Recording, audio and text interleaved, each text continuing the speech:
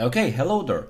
In this lesson, I want to quickly show you what are the project files in this course. Once you are on Udemy and you go to the course content of this course, here somewhere on the beginning, in the first section, you will have a few files to download. You simply click on them and you can download them on your hard drive.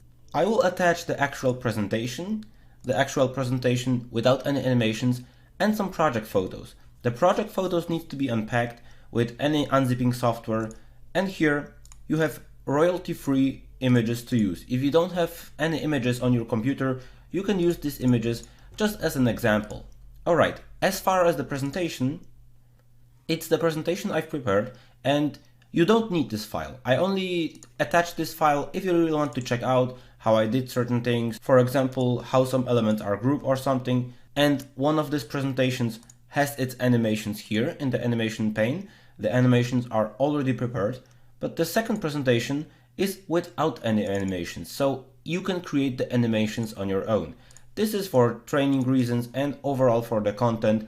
I attach both files. You can download them, but you can also skip this part and simply go through the tutorials and create this along with me. That's everything in terms of the introduction. Let's dive in and prepare our first slide.